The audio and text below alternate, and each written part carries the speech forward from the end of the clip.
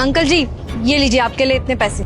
Madam ये पैसे आप मुझे क्यों दे रहे हैं? वो क्या है ना अंकल जी, आज मेरा ना प्रमोशन हुआ है, तो उसी खुशी में मैं सबको पैसे दे रही हूँ। ये लीजिए। नहीं मैडम जी, मुझे खुशी तो बहुत है इस बात की कि आपका प्रमोशन हुआ है, लेकिन ये पैसे मैं नहीं ले सकता। ये ठीक नहीं है, इतने सारे पैसे मैं क्यों लूँ आपसे, कुछ समझ में नहीं आ रहा।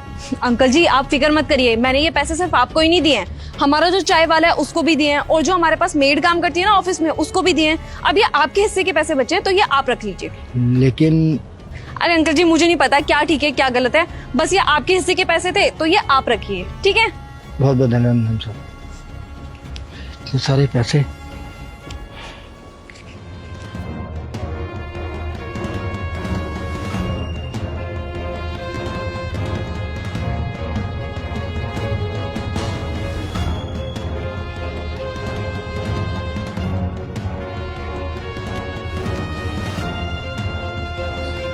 अंकल जी ये लीजिए।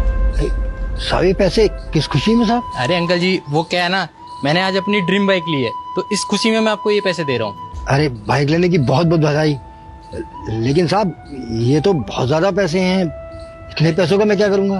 अरे अंकल ये पैसे मैं अपनी खुशी से दे रहा हूँ। वो क्या है ना, उस बाइक को लेना मेरा सपना था और आज मैंने अपना सपना पूरा कर लिया, तो इसी खुशी में ये पैसे मैं आपको दे रहा हूँ। आप इससे पार्टी कर लेना।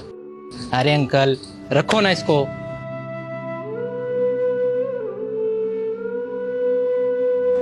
साहब क्या मैं अंदर आ सकता हूँ? अरे आप आइए आइए, मैं तो अभी आपको ही बुलाने वाला था। लीजिए अंकल, हमारी कंपनी को बहुत बड़ा प्रॉफिट हुआ है, उसमें से कुछ हिस्सा आपका भी है, लीजिए। साहब ये क्या, मैं इन पैसों के बारे में आपसे बात करने आया था और आप उल्टा मुझे पैसे ही दे रहे हैं।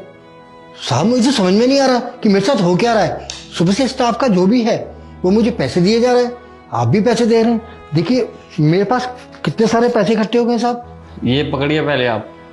साहब कहीं ऐसा तो नहीं है कि आप मुझे नौकरी से निकाल रहे हो, इसीलिए मुझे इकट्ठे पैसे दे रहे हो? प्लीज कम से कम आप तो बता दीजिए कि सब मुझे पैसे क्यों दे रहे हैं और आप भी मुझे पैसे क्यों दे रहे हैं। अंकल जी वो बात क्या है ना, दरअसल हम लोगों ने आपको बात करते हुए सुन लिया था कि आप अपनी बेटी की शादी करवाना चाहते हैं और लड़के वाले दहेज मांग रहे हैं, और आपके पास तो इतने पैसे हैं नहीं कि आप उन लोगों को दहेज दे पाएं। तो मैंने सोचा क्यों ना आपकी मदद की जाए, तो बस मैंने पूरे स्टाफ को बोल दिया था कि अंकल जी की बेटी की शादी है और लड़के वाले कुछ दहेज मांग रहे हैं, तो हम सबको मिलकर उनकी मदद करनी पड़ेगी। तो हो सकता है अंकल जी सभी ने मिलकर अपने अपने तरीके से आपकी मदद करी, और ये छोटी सी मदद मेरी तरफ से भी, रखिए इसको। नहीं साहब, मैं ये पैसे नहीं ले सकता।